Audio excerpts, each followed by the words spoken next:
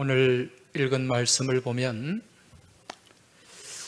이 베다니라고 하는 마을에 나병 환자가 등장합니다. 베다니는 감남산 기슭에 있는 작은 마을입니다. 예수님이 십자가를 지시기 전에 이 마을을 방문하셨고 거기에 나병을 앓고 있는 시몬이라는 사람의 집에 들어가서 그들과 함께 식사를 하셨다. 그렇게 말씀하고 있습니다. 여러분, 요즘은 우리가 이 나병 환자를 잘 볼 수가 없는데 옛날 한 40년, 50년 전으로 돌아가면 주변에 나병을 앓는 분들이 참 많았던 것 같아요. 제가 어릴 때도 그 나 환자들이 모여 사는 마을들이 있었어요. 그러면 어른들이 거기는 근처에 가면 안 된다. 그렇게 또 경계도 하고 경고도 했던 그런 말들이 기억이 납니다. 우리 부산에도 이 나병을 앓는 분들이 이렇게 공동체를 이루어서 살던 동네들이 있지 않습니까? 우리 교회 인근에도 있고 저기 용호동 근처에 가도 있고 그렇습니다. 사람들과 섞여서 살지를 못했어요. 이 나병을 두고 천형이라고 했습니다. 천형이라는 것은 하늘이 내린 형벌이다. 한마디로 저주받은 인생이라는 거죠. 여러분, 이 나병에 걸린 사람들을 보셨습니까? 그 나병에 걸리면은 손가락이 이렇게 문드러져요. 손가락이 떨어져 나갑니다. 코가 무너져요. 눈도 사라집니다. 이 신체 부위에 제가 그래서 그 나병에 걸린 환자들의 모습을 좀 보여드릴까 생각도 했는데 제가 봐도 너무 보기가 힘들어서 포기를 했습니다. 이 나병을 나자가 이게 문둥병, 문둥이 나자거든요. 이게 두꺼비라는 뜻도 있어요.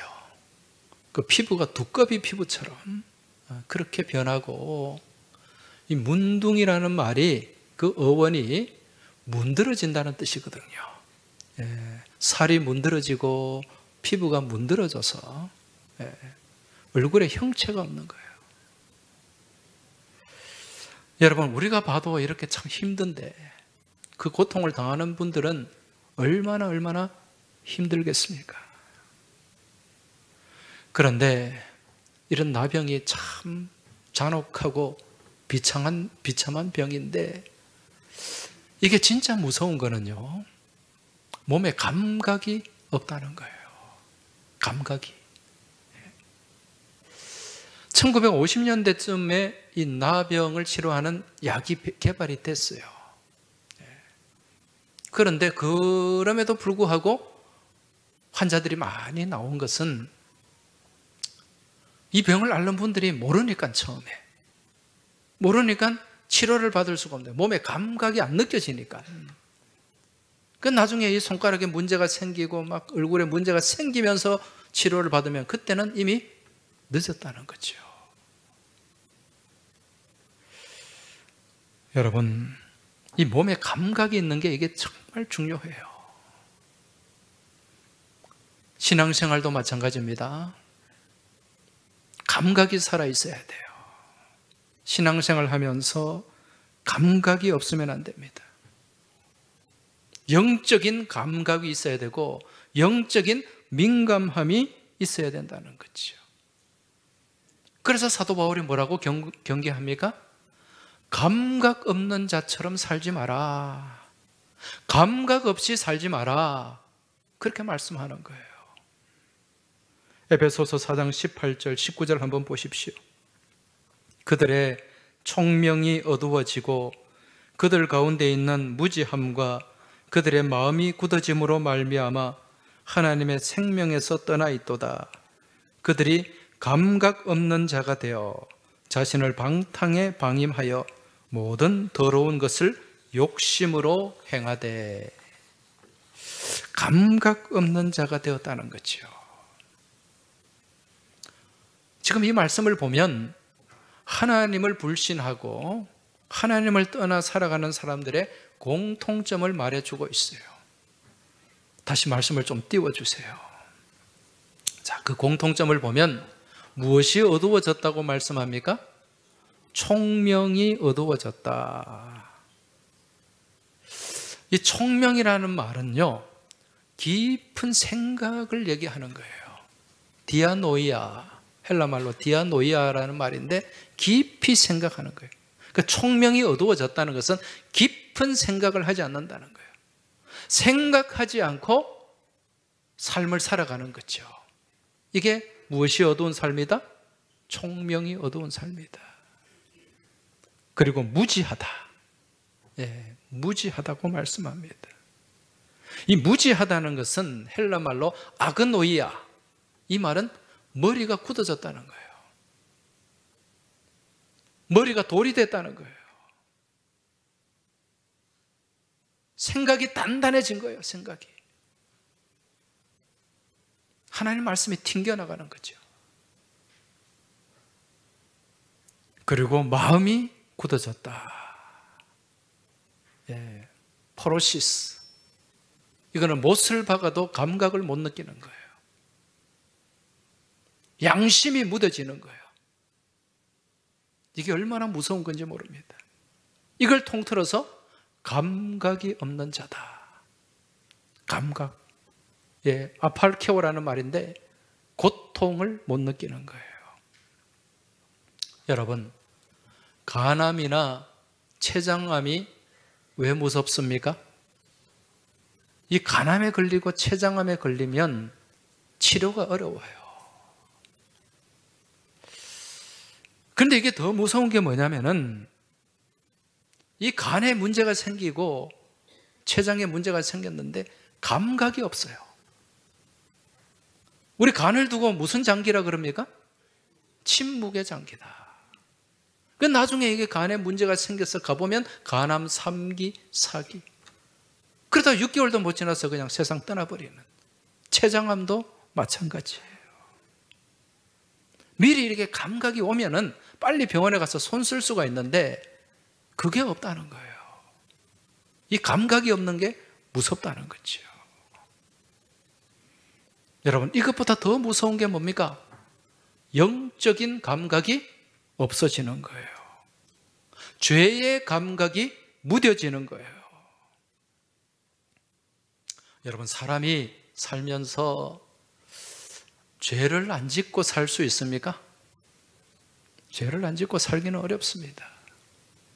그런데 우리 마음에, 우리 삶에 양심이 살아있다면, 양심이 살아있으면 죄에 대한 감각이 있어요.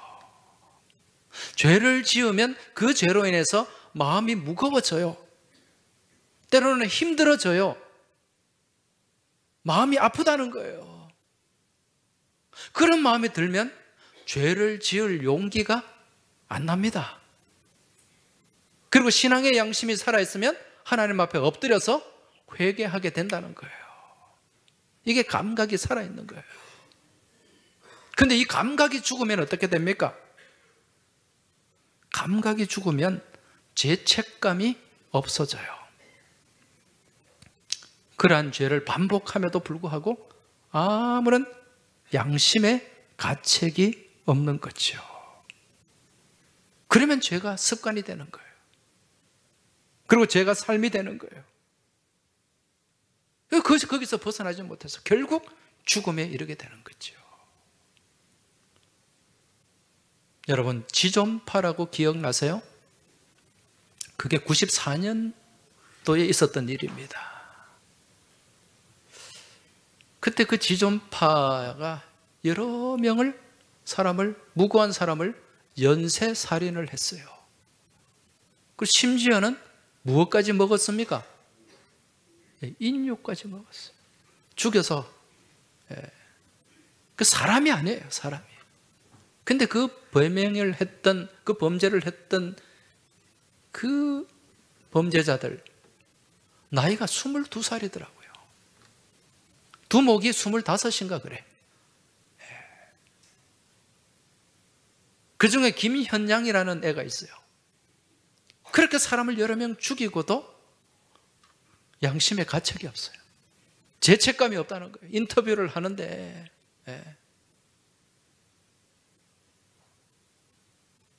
여러분, 한 사람을 만약에 죽였다, 죄책감이 살아있으면 잠을 못 잡니다. 어떻게 사람 죽이고 잠을 잘 수 있어요? 그게 무감각해지니까 2사람 죽이고 3사람 죽이고 4사람도 죽이는 거예요. 이게 무섭다는 거죠. 무엇이 없기 때문에? 감각이 없기 때문에. 죄에 대한 감각이 없기 때문에. 이게 무서운 거예요. 그래서 우리는 영적인 민감함이 있어야 됩니다. 죄를 향한 고통이 있어야 된다는 거예요. 그래야 회개할 수 있고 그 나쁜 것을 반복하지 않게 된다는 거죠. 우리 옆에 계신 분들에게 좀 말씀해 주세요. 영적 감각을 회복합시다. 진심으로 얘기해 주세요. 영적으로 민감해집시다.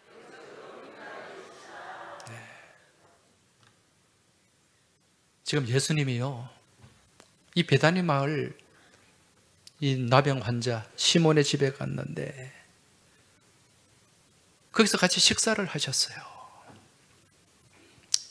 그 식사를 하고 이제 한 여인이 주님 앞에 나옵니다. 이 여인이 무엇을 들고 왔습니까? 향유 옥합을 들고 왔어요. 이걸 어떻게 했죠? 깨뜨렸어요. 깨뜨려서 예수님의 머리에 부어 드렸습니다. 이 향유를 오늘 말씀에 무슨 향유라고 얘기합니까? 나드, 순전한 나드 향유. 여러분, 이 향유는 이 팔레스타인 지방, 이 유대 지방에서 생산되는 향유가 아니에요. 원래 이게 나르드라는 건데, 나르드라는 말이 향기가 멀리 멀리 퍼져나간다는 그런 뜻이 있어요. 그러니까 향기가 진하다는 거죠. 이게 어디에 자생을 하냐면 히말라야 산맥, 고산지대, 해발 3,500m 이상의 고지에 자라는 나무가 나르드 나무예요. 이 나르드 나무의 나무와 꽃에서 채취한 향유가 나드 향유라는 거죠. 그럼 가격이 어떨까요? 비싸죠. 이만저만 비싼 게 아닙니다. 이게 또 막 너무 휘발성이 좋아요. 향기가 멀리 퍼져나갈 휘발성이 좋아야 되잖아요. 그냥 병에나 어디 그릇에 담아놓으면 다 날아가요. 그래서 어디에 보관을 했는가? 옥합에 보관을 한 거예요. 여기서 이 옥합이라는 것은 헬라 말로 알라바스트예요. 알라바스트. 이건 무슨 옥으로 만든 그런 병이 아니라 석고라고 생각하면 됩니다. 석고. 석고로 밀봉을 한, 석고로 예쁜 병을 만들어 가지고 그걸로 석고로 밀봉을 해 놓은 거예요. 그럼 이걸 쓰려면 어떻게 해야 됩니까? 깨뜨려야 되는 거예요. 깨뜨려야 돼요. 지금 이 순전한 나드, 이게 오늘 말씀해 보니까 그 가격이 300데나리온. 한 1데나리온이 근로자의 하루 1당입니다. 그러면은 뭐 좀 쉬고 그러면은 300이면은 1년 동안 벌어야 되는 거예요. 하나도 안 쓰고. 그러니까 요즘으로 치면은 한 3천? 적게 잡아도 한 3천? 4천은 되는 그러한 금액이겠죠. 그죠? 큰 금액입니다. 이 여자한테는. 이 결혼 지참금이에요. 자기의 전부입니다. 이걸 깨뜨렸어요. 예수님의 머리에 부었어요. 온 방에 향기가 가득합니다. 그러니까 이 방에 있는 사람들이 막 환호성을 지르고 박수를 치고 그랬습니까? 아니죠. 이 여인이 한 방울도 남김없이 온전히 예수님께 부어드렸어요. 그러니까 어떤 반응이 일어납니까? 오늘 말씀 4절 보십시오. 어떤 사람들이 화를 내어 서로 말하되 어찌하여 이 향유를 허비하는가? 화를 내고 있어요. 분노하고 있어요. 왜? 허비했다고, 낭비했다고. 지금 여기서 이 화를 낸 장본인이 누굽니까? 누가 화를 냈죠? 이 사건을 동일하게 다루는 요한복음 말씀에 가보면 요한복음 12장 4절에 보면 이 말씀이 나옵니다. 제자 중 하나로서 예수를 잡아줄 가롯 유다가 말하되 이 향유를 어찌하여 300데나리온에 팔아 가난한 자들에게 주지 아니하였느냐? 그러면서 화를 냈다는 거예요. 화를 낸 사람이 누구였습니까? 가룟 유다. 여러분, 가룟 유다를 생각하면 떠오르는 이미지, 분명한 이미지가 있죠. 그게 뭡니까? 세 글자로 배신자. 배신자예요. 옛날에 대구 어느 교회에 여자 집사님이 있었는데 성은 배씨요, 이름은 신자였어요. 진짜로. 배씨 양반이잖아요. 신자라는 이름이 얼마나 좋아요. 네. 제가 잘 아는 후배도 신자라는 후배가 있어요. 네. 믿음의 가정에서 지어준 이름이에요. 근데 이게 배씨하고 합쳐버리니까 이상한 거예요. 우리 교회도 그런 사람이 한 사람 있잖아요. 성은 어신데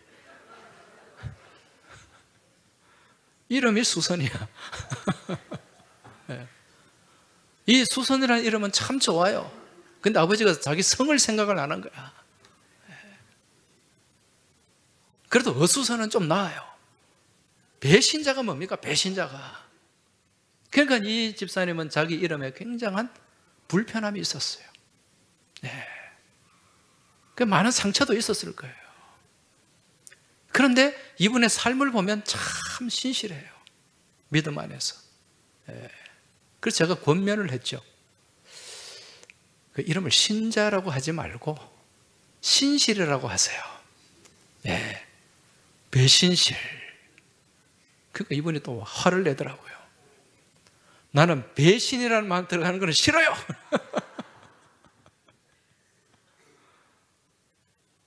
여러분, 이 배신이라는 말이 너무 안 좋잖아요. 그죠? 네. 여러분, 이 가룟 유다가 처음부터 배신자였을까요? 처음부터 배신자 아니에요. 예수님의 제자지 않습니까? 예수님의 제자 12명이 다 어떤 사람들이에요? 자기 직업을 다 버리고 집을 팔고 전토를 팔아서 예수님을 따랐던 사람들입니다. 누구보다도 예수님을 사랑했던 사람이에요. 여러분, 유다라는 이름, 이 유다라는 이름은 참 좋은 이름입니다. 그렇잖아요. 유다라는 이름의 뜻이 뭡니까? 찬송, 찬양이라는 뜻이에요. 야곱의 12아들 중에 넷째 아들이 유다잖아요. 그죠? 그 유다를 통해서 나온 지파가 유다 지파고 그 계보가 메시아의 계보잖아요. 그리고 나중에 아수르에게 멸망되면서 북이스라엘이 멸망되면서 나머지 지파는 다 그냥 혼혈 잡족이 되고 사라지고 무슨 지파만 남았다? 유다 지파만 남았어요. 그래서 그 유다인을 지금 뭐라고 얘기합니까? 유대인이라고 얘기하는 거예요. 그러니까 유대 사람들 중에 유다라는 이름이 많은 거예요. 그런데 구분하기 위해서 가롯 유다라고 하죠. 이 가롯이라는 것은 그리옷이라고 하는 지방 출신이라는 거예요. 그리옷. 예.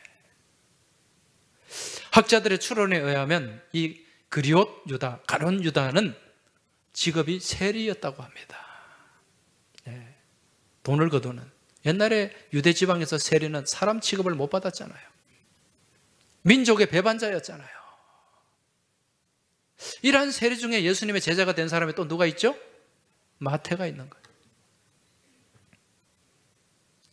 그런데 이 마태는 끝까지 주님을 따라갔어요. 그래서 무슨 복음의 저자가 됐습니까? 마태복음의 저자가 됐잖아요. 그런데 이 가룟 유다는 아마 이 세금을 관리하면서 돈을 잘 알았기 때문에 제자 공동체에 그 돈꾀를 맡았을지 모릅니다. 그런데 이게 돈을 자꾸 가까이 하다 보면 돈과 친해져요. 돈만 생각하면 돈과 친해진다는 거죠. 우리는 누구와 친해야 되는데? 주님과 친해야 되는데 결국 돈과 가까워지면서 주님과 멀어지게 되고 결국 그 돈으로 주님을 팔게 되는 거죠. 배신을 한 겁니다. 여러분, 믿음의 삶에서 배신이라고 하는 것은요, 처음부터 주님을 막 대적하고 거역하고 부정하는 것, 이거 배신 아닙니다. 처음에는 주님 앞에 헌신하겠노라고 다짐하고 헌신의 삶을 살아가는 것 같은데 나중에 돌아보면 전혀 예수님과 상관없는 말씀에 불순종하는, 말씀에 벗어나는 그런 삶을 살게 되면 이게 뭐다? 배신이라고 하는 거예요. 이 배신이라는 말은 헬라 말로 프로도테스라는 말인데 반역자라는 의미도 있고 항복한다는 의미가 있어요. 항복한다. 누구에게 항복하는 거예요? 적에게 항복하는 거죠. 마귀에게 항복하는 거죠. 이게 뭐다? 배신자다. 처음의 마음을 잃어버리는 거죠. 지금 유다 또한 그 처음 마음을 잃어버리니까 주님을 향한 사랑이 식었어요? 복음을 향한 열정이 식었어요? 그래서 주님의 배신자, 복음의 배신자가 될 수밖에 없었다는 거죠. 자, 그런데 여러분, 오늘 이 자리에 모인 우리들 또한 이 가룟 유다의 모습이 되지 말라는 법이 있다, 없다? 가룟 유다가 되지 말라는 법이 있다, 없다? 없어요. 누구든지 가룟 유다가 될 수 있습니다. 네. 여러분, 가룟 유다도요, 처음에는 주님 앞에 헌신했어요. 주님을 사랑했어요. 그래서 제자가 되었어요. 그러나 주님을 향한 마음이 떠나고 그 사랑이 식어버리니까 마음에 뭐가 생깁니까? 이끼가 생기는 거예요. 마음이 굳어졌어요. 감각이 없어지는 겁니다. 그냥 말씀을 사모하는 마음도 없어요. 예배 시간에 그냥 졸음만 쏟아지는 거예요. 그냥 감각이 없어진다는 거죠. 여러분, 무릇 지킬 만한 것보다 마음을 지키시길 주의 이름으로 축원합니다. 마음을 지켜내야 돼요. 누구를 향한 마음을? 주님을 향한 마음을. 여러분, 주님과 멀어지고 주님과 마음이 떠나면 아까운 게 생깁니다. 아까운 게 생겨요. 가룟 유다가 처음에 주님을 따르고 주님을 섬길 때는 그 열정이 넘쳐날 때는 아깝지 않았어요. 여러분, 우리가 누군가를 사랑하면, 예를 들어 남녀가 처음 만나서 데이트하고 그러면은 막 더 못 줘서 안달이죠. 그런 경험 없어요? 네. 연애하고 데이트할 때 좀 뭐 선물 못해서 뭐 없는 돈 긁어가지고 막 선물하려고 그러고 못 줘서 안달입니다. 근데 그 사랑이 식으면 어떻습니까? 무슨 마음이 생겨요? 아깝죠. 아까운 마음이 생기는 거예요. 이게 사랑이 식었다는 거죠. 지금 가룟 유다가 그런 거예요. 주님을 향한 마음이 식어버리고 그 마음이 굳어버리니까요, 아까운 거예요. 지금 이 여인이 주님 앞에 향유를 옥합을 깨뜨렸어요. 아니 그게 얼만데? 그게 얼마짜리인데? 300데나리온이면 그 얼마든지 좋은 데 쓸 수 있는데 무슨 마음입니까? 아까운 마음이죠. 그래서 분노했던 거예요. 화를 냈던 거예요. 지금 이 베드로가 화를 내는 게 그냥 분노한 게 아닙니다. 붕괴했다고 나와요. 붕괴. 아나낙테오라는 헬라 말이요, 막 분노하는, 이를 갈면서 분노하는 그런 표현입니다. 이게 주님을 향한 마음이 떠나면 아까워집니다. 주님께 드리는 시간이 아까워지는 거예요. 주님께 드리는 나의 봉사와 헌신이 아까워지는 거예요. 물질도 아깝게 느껴지는 거죠. 이게 무슨 마음입니까? 헌신자의 마음입니까? 배신자의 마음입니까? 배신자의 마음이에요. 가룟 유다의 마음이죠. 지금 이 시간 우리 스스로의 신앙을 한번 점검해 볼 수 있길 바랍니다. 나는 진짜 헌신자인가? 처음 주님을 향한 그 마음과 열정을 그대로 품고 살아가고 있는가? 아니면 나도 모르게 언제부턴가 아까워지기 시작했고 인색해지지는 않았는지 한번 점검을 해봐야 돼요. 그냥 아무 생각 없이 감각 없이 믿음 생활을 하면 안 된다는 것입니다. 여러분 오늘 이 시간 주일날 교회에 나오는 시간이 기뻤습니까? 뭐 대답이 없어요. 눈을 뜨고 저를 쳐다보세요. 저를. 설교는 예배 시간은 아이 컨택이 돼야 돼요. 딴 데 보지 마세요. 눈 감지 마시고. 오늘 주일날 예배 나오는 이 시간이 기뻤습니까? 오늘 주일날 건강을 주셔서 예배 드릴 수 있는 이 시간이 감사했습니까? 그럼 여러분은 헌신자예요. 그래도 억지로 막 갈까 말까 막 그러다가 예배 시간 시작한 지 10분 뒤에 20분 뒤에 들어오고 한번 돌아봐야 돼요. 여기 오고 싶은 마음이 있으면 어떻습니까? 10분 전에 와 있지, 20분 전에 와 있지. 그게 내 마음이라는 거예요. 내 일부 예배 마치고 나가면 벌써 줄 서 있는 분들이 있습니다. 그게 예배를 향한 마음이라는 거예요. 봉사의 기쁨이 있습니까? 주의 몸된 교회, 교회는 주님의 몸이에요. 이 몸된 교회를 섬기는 봉사의 기쁨이 있습니까? 우리 오늘 시원 찬양대 기쁨이 있어요? 저기 멀리서 김해에서 저기 멀리서 오는데 기쁜 마음으로 달려왔어요? 그럼 여러분 헌신자입니다. 주일날 식당 봉사하고 주차봉 안내하고 다른 여러 섬김들 교회학교 교사로 섬기고 차량 운행하고 기쁨으로 하십니까? 그럼 헌신자예요. 예물을 준비할 때 여러분 기쁨으로 준비하셨어요? 아깝지 않으셨어요? 아이고 이게 돈이 얼마인데 이거 11조 하려고 하니까 이 돈이 얼마? 아까우면 지는 거예요. 옆에 계신 분들에게 말씀해 주세요. 아까우면 지는 겁니다. 내가 더 헌신하지 못해서, 더 드리지 못해서 그런 어떤 안타까운 마음. 여러분 우리의 주님은 무엇을 살피십니까? 중심을 살피시는 줄 믿으시기 바랍니다. 지금 가룟 유다가 아깝잖아요. 그게 얼마짜리인데, 그게 돈이 얼만데. 여러분 다 하나님께로 온 거예요. 우리가 예물 드리는 건 하나님 것을 하나님께 드리는 줄 믿으시기 바랍니다. 그 믿음으로 예물을 준비해야 되는 거예요. 오늘 주일날 기쁨으로 예물을 준비하셨습니까? 기쁨으로 감사 예물을 준비하셨습니까? 기쁨으로 11조를 준비하셨습니까? 그러면은 헌신자입니다. 헌신자예요.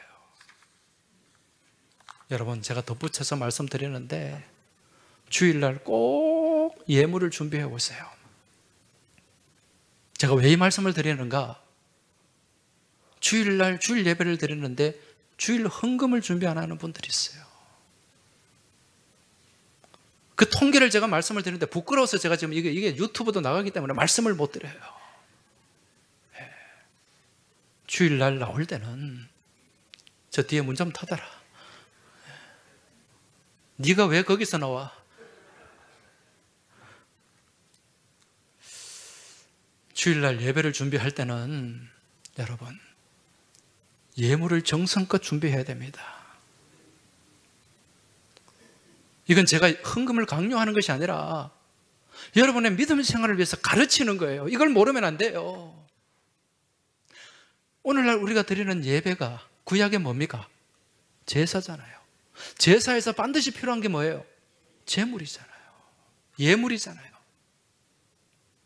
그래서 우리가 하나님 앞에 산제사로 드리는데 우리 주님은 내 마음을 보신다니까요. 주님 앞에 나올 때 주일 예물 여러분 반드시 드리셔야 돼요. 인색하지 않게 준비하셔야 돼요. 오해하지 말고 들으세요. 주일날 헌금하는데 1,000원, 2,000원 하지 마세요. 그러니까 하나님을 향한 예의가 아닙니다. 물론 내가 가진 거 그것밖에 없으면 드려도 돼요. 근데 다른 데는 펑펑 4,000원짜리, 5,000원짜리 커피는 잘 사 먹으면서 어디 가서 뭐 밥은 잘 사 먹으면서 주일 앞에 드리는데 1,000원, 2,000원 꼬깃꼬깃 해가지고 그거 아니라는 거예요. 그럼 제가 말씀드리면은 아니 목사님 가부의 두 랩돈도 기뻐하셨는데 여러분 두 랩돈이 얼마인지 아세요? 그 생활비 전부를 드렸다 그랬어요. 두 랩돈이 1데나리온 16분의 1데나리온 16분의 1. 여러분 근로자 요즘 하루 임금이 얼마입니까? 적어도 한 10만 원은 되죠. 그러면 그 돈이 한 7, 8천 원은 넘는 거예요. 그걸 아셔야 돼요. 미안하지만 제가 고등부 다닐 때 헌금 1,000원 했습니다. 주일 헌금 40년 전에. 예. 그러니까 우리가 제대로 하나님을 알고 믿음의 삶을 살고 헌신하는 삶을 살아야 된다는 거예요. 왜 그런가? 그게 아까워서 그래요. 아까워서. 이거 제가 여러분한테 가르쳐 드리는 겁니다. 그래야 믿음 생활을 제대로 할 수 있는 거예요. 복받는 믿음의 삶을 살 수 있는 거예요. 목사가 이것까지도 안 가르치면 제 직무유기이기 때문에. 다음 주일 올 때는 여러분 토요일날, 금요일날, 토요일날 미리 주일 예물을 준비하세요. 아멘도 안 한다 봐라. 이게 제대로 된 신앙생활이라니까요. 주일날 빈손으로 덜렁덜렁 와가지고 그냥 앉았다가 밥 먹고 가는 건 무슨 예배예요. 내가 헌신해야지 하나님 앞에. 그리고 감사헌금도 한 달에 한 번은 하세요. 한 달에 한 번 여러분 하나님 앞에 매일 감사하는 마음도 중요하지만 내 마음을 적극적으로 표현하는 거예요. 한 달에 한 번은 여러분 감사 예물을 드리고 하나님 앞에 영광 돌리길 주의 이름으로 축원합니다. 이게 무슨 삶이다? 헌신하는 삶이라는 거예요. 여러분 지금 이 여인은 자기의 전부를 드렸어요. 아낌없이 인색하지 않게. 주님을 향한 마음을 떠나니까 가론유다는 아까워 죽는 거예요. 아까워 죽는 거예요. 근데 주님은 뭐라고 말씀하십니까? 오늘 본문 8절 9절 말씀 보십시오. 같이 한번 읽어보겠습니다. 그는 힘을 다하여 내 몸에 향유를 부어 내 장례를 미리 준비하였느니라. 내가 진실로 너희에게 이르노니 온 천하에 어디서든지 복음이 전파되는 곳에는 이 여자가 행한 일도 말하여 그를 기억하리라 하시니라. 할렐루야. 복음이 전파되는 곳에는 어디서든지 이 여인의, 이 여자의 행한 그 일, 그 헌신이 무엇하게 되리라? 기억하게 되리라. 기억. 헬라말로 무네모시노. 기념비가 된다는 거예요. 기념물이 된다는 거예요. 여러분, 여러분의 삶이 하나님 앞에 기억되는 삶이 되시길 축복합니다. 여러분의 믿음의 헌신이 우리 항서교회의 기념비가 되시길 주의 이름으로 축원합니다. 우리 자녀 후손 대대로 기억되는 믿음이 되어야 돼요. 그리고 우리 하나님 앞에 기억되는 믿음의 삶을 살아야 될 줄 믿습니다. 우리 하나님 앞에 언젠가는 다 가게 될 텐데 네 누구? 네 모른다. 여러분 그런 일이 있으면 안 됩니다. 김 집사 왔구나. 예? 우리 김 권사 왔네. 내 다 안다. 네 다 안다. 여러분, 하나님이 기억하는 믿음의 자녀들, 믿음의 일꾼들이 다 되시길 주의 이름으로 축원합니다. 엊그제 제가 감림산 기도원을 갔어요. 감림산 기도원이 이제 60년을 바라보면서 기념관을 이제 기공을 했습니다. 예. 그래서 저보고 축사를 해달라 그래서 우리 김상준 집사님하고 같이 갔다 왔어요. 그 김상준 집사님 아버님, 묵회 김용옥 장로님이 그 감림산 기도원 시작하는데 큰 도움을 주셨거든요. 그분 아니면 허가를 못 받았어요. 그게 57년 됐어요, 지금. 그 기도원이. 저는 그 이용란 원장님을 보면 참 존경스러워요. 이분이 57년 전에 1968년 8월 달에 저기 충청도 청주에서 돈 9,800원인가 9,300원인가 모르겠어요. 일단 9천 얼마를 들고 내려왔어요. 신학교 졸업하고. 그래서 거기에 있는 땅 700평인가 깎아가지고 11,000원 달라는 거 10,000원 주고 사가지고 거기 마사토 흙을 긁으면서 거기에 기도처를 만들어가지고 시작한 게 감림산 기도원이에요. 이분 자서전을 보니까요, 이분이 청주 여중을 졸업했어요, 옛날에. 여러분, 청주가 옛날에 교육도시잖아요. 그 청주 여중이면 그 머리 좋은 사람들, 똑똑한 사람들만 들어가는 학교예요. 그 집이 오창에서 그 할아버지가 그 오창 지역의 지주예요. 그 집 땅을 밟지 않으면 못 간다 그랬어요. 그리고 지금도 보면 그 참 원장님이 단아해요. 아름다워요. 연세가 80이 훨씬 넘었는데도. 젊을 때 사진 보니까 꽃다운 미모였더라고요. 여러분, 그 정도 되면 학벌도 있지, 재산도 있지, 미모도 있지, 얼마든지 좋은 남편 만나가지고 편안하게 그냥 호의호식하면서 그렇게 지낼 수가 있어요. 그런데 복음에 붙잡힌 거예요. 말씀에 붙잡힌 거예요. 그러면서 혈혈단신으로 57년 전에 그 황무지, 그 양산 하북면에 그 산길 속에 내려와가지고 지금까지 지냈단 말입니다. 기도하고 헌신하고. 근데 57년 지나고 난 뒤에 보면은 놀라운 역사가 일어났어요. 지금 거기 기도원 가보신 분은 아실 거예요. 그 대성전, 베델성전, 숙소, 양로원, 또 복지시설, 세계선교, 오병이어 캠프. 놀랍습니다. 놀라워요. 거기서 배출된 종들이 많아요. 거기서 은혜 받고 기도하고 회심한 사람들이 많고, 그 서임중 목사님, 김문훈 목사님 다 거기 가서 기도하는 가운데 또 말씀 전하면서 그렇게 한국교회 그 설교자가 된 거예요. 많은 상처받은 영혼들이 거기서 회복이 되고 치유가 됐습니다. 57년 동안 상상할 수 없는 일들을 하나님이 이루어 가신 거예요.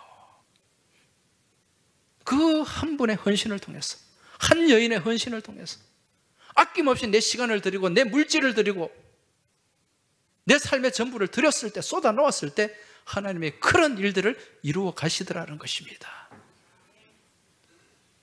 아멘 하는 분에게 하나님의 놀라운 축복이 함께 하시길 축원합니다.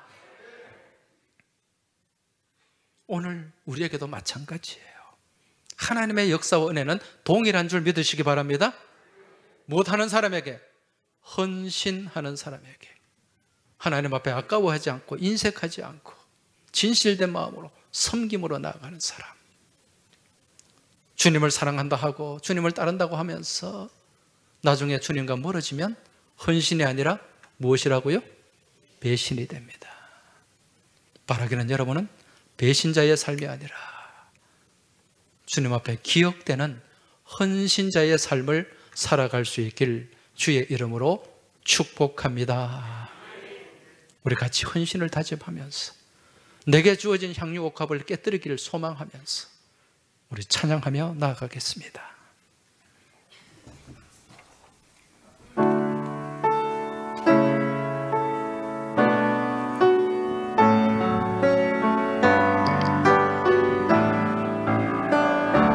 내게 있는 향유옥합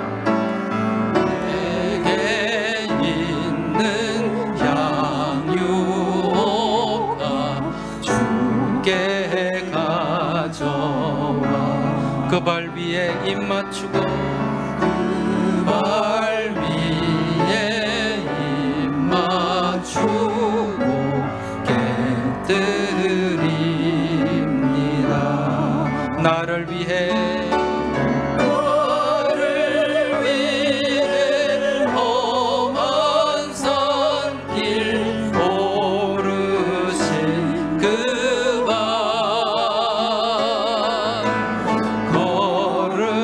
걸음마다 크신 사랑 새겨보았네.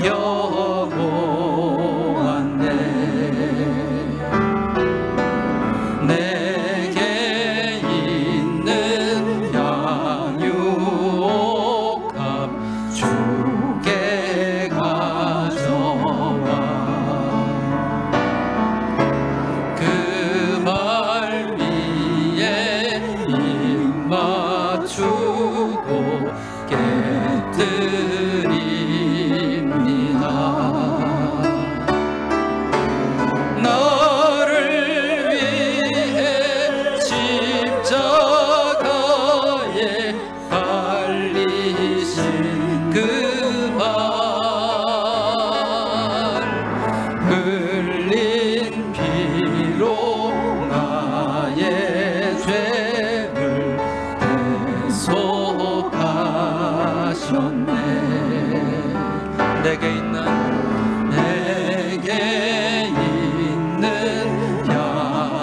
양육값 주께 가져와 그 발 위에 입 맞추고 깨뜨립니다. 우리 두 손 들고 주님 다시 이 땅 위에 임하실 그때 주의 크신 사랑으로 날 받아주소서. 주님 다시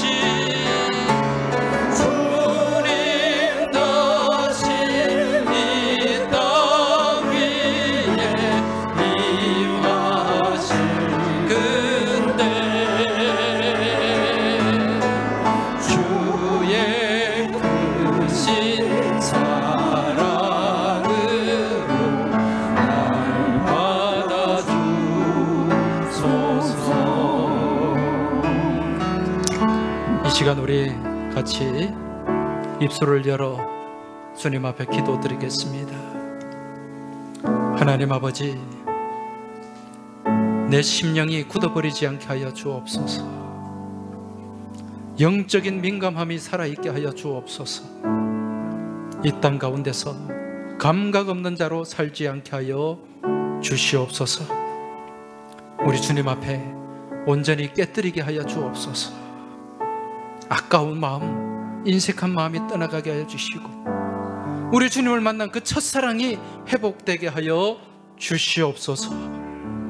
그리하여 내 시간을 드리고 내 삶을 드리고 내 물질을 하나님 앞에 온전히 헌신함을 통하여 우리 주님 가까이 나가는 헌신자의 삶을 살아내게 하여 주시옵소서. 이 시간 이 기도 제목 가지고 이 간구의 제목을 가지고 우리 하나님 앞에 간절한 마음으로 입술을 열어 주님 앞에 통성으로 기도하겠습니다. 우리 주여 한번 외치고 기도하겠습니다. 주여. 아버지 하나님, 이 시간 우리 항서의 믿음의 권속들이 입술을 열었습니다. 주님 앞에 부르짖어 기도합니다. 아버지 하나님, 이 부르짖음과 이 간구를 들어주옵소서.